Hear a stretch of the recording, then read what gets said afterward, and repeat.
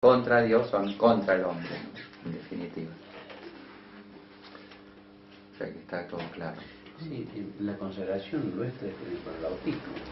La consagración propiamente se da con el bautismo. Bueno, pero se confirma después durante la vida, o no. Se confirma, claro, la vida lo que hace es actualizar esa consagración, porque es una consagración que no es que nos vuelve santos como un cáliz, por ejemplo, el cáliz que se utiliza para la misa.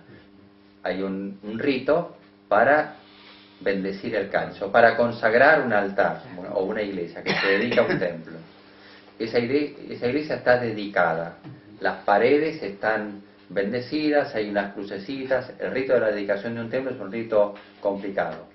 Y bueno, el templo está dedicado, no todas las iglesias están dedicadas, pocas iglesias dedicadas, muchas bendecidas pero muy pocas dedicadas, que implica como un rito muy importante que hace el obispo solamente.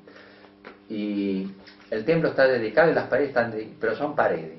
Yo no sabía, porque a veces el día de la dedicación de la basílica, yo no Claro, sabía que era un... ayer fue el día de la dedicación de la Basílica de Santa María la Mayor. Claro. La dedicación de una basílica era como un rito muy importante, y porque en la iglesia se ve propiamente la iglesia es Dios, es la casa de Dios, es un rito en el que se concentran muchos temas de la Biblia y en el que se ve que el lugar santo es el espacio de Dios, como está en la Biblia la dedicación del templo de Jerusalén. Entonces los templos cristianos también se dedican. ¿Y qué es una bendición especial? Sí, es una bendición, digamos como una super bendición, por decirlo. ¿Y por qué se llama dedicación? Y bueno, porque la dedicación quiere decir que ese lugar está dedicado solamente para las cosas de Dios.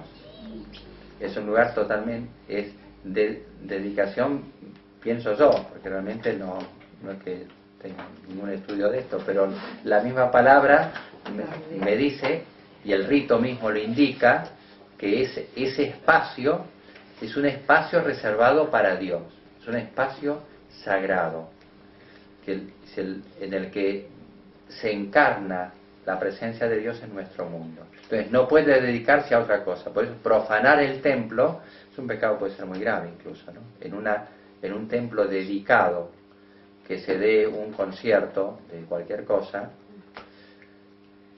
eso puede ser una profanación, tranquilo. ¿Y acá en la Argentina hay alguna de esas? Muchas.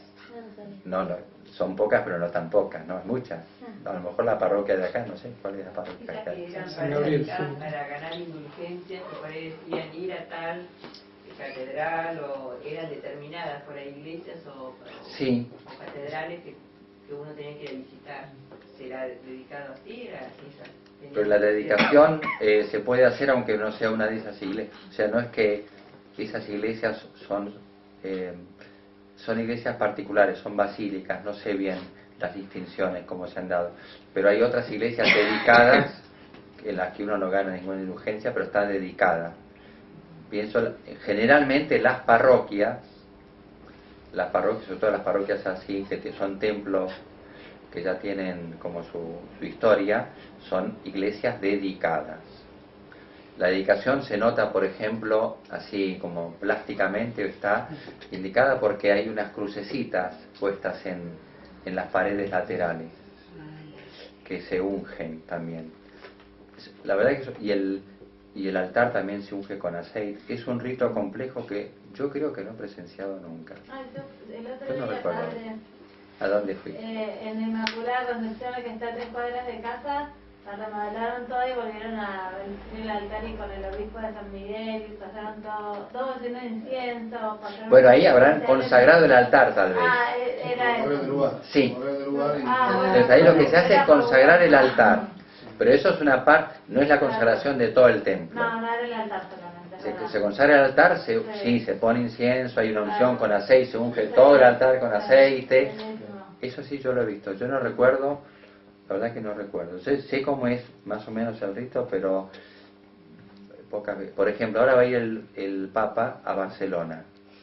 Si no entiendo mal, el Santo Padre en noviembre en Barcelona va a dedicar el templo de la Sagrada Familia. creo, Ahora sí. lo va a dedicar. Esa iglesia sí. El Papa Juan Pablo II dedicó la Catedral de Madrid, por ejemplo, y una catedral en un país de África también la dedicó. Es un rito muy largo también, pero indica de una consagración particular. Pero mucho más importante es la consagración del bautismo, por eso iba a decir. Las paredes quedan dedicadas, pero las paredes no se santifican, son santas, digamos, son santas objetivamente, pero Dios no vino a redimir las paredes, Dios vino a redimir las personas. Entonces las paredes están en función de nuestra santificación. El templo, como cualquier realidad sagrada, está en función de la santidad de las personas. Esas cosas están ahí, tienen un valor sagrado, hay que respetarlas, pero eso se destruye después y no pasa nada. Son las personas las que se salvan o no se salvan, las que se santifican o se pervierten. Ese es uno el que tiene que ser fiel a una consagración. Las paredes serán fieles a sí mismas porque no pueden elegir otra cosa, pero nosotros somos los que tenemos que renovar o hacer carne la consagración bautismal. En esa línea está el sacramento de la confirmación también. Me regalaron un librito sobre los sacramentos. Que es excelente. Al principio dice que todos esos ritos, en definitiva, son alianzas. Empezó, por ejemplo, con el rito de la circuncisión, ¿no? Son las alianzas que Dios va haciendo con el hombre. Entonces, no son un mero ritual, sino que es como renovar permanentemente la alianza. Y lo mismo dice de los sacramentos. Y la alianza supone entrar en la alianza con una entrega de la libertad. La alianza se hace, es un pacto de familia, pero supone que yo pongo libremente mi parte, que yo entrego lo mío. Dios se entrega y yo me entrego también. Cristo es la última alianza. ¿Cómo? Cristo es la última alianza. Es la nueva y eterna alianza. Nueva y última. Sí, no hay nada más. Solamente que la alianza de Cristo hay que hacerla nuestra. Él ha realizado la alianza eterna entre Dios y el hombre, se unen en Cristo para siempre. Pero después está cada uno de nosotros que tenemos que hacer nuestra esa alianza de Cristo. Entonces, cada uno tiene que dar su propia como conformidad libremente a lo que es. Otra pregunta nada que ver con esto. El asunto este que salió en el diario del Papa, que iba a cobrar, ¿cómo se llama? Que se iba a cobrar 30 euros para entrar, para escucharlo. Salió en el diario, debe ser todo. La visita que el Papa iba a hacer a Inglaterra, salió publicado, por supuesto, al lado de otro artículo donde un sacerdote cordobés abandonaba los hábitos en una misa porque era el que apoyaba el casamiento gay. Entonces, al lado de ese aviso, aparecía que los feligreses para ver en Inglaterra, para verlo al Papa, iban a tener que pagar 30 euros.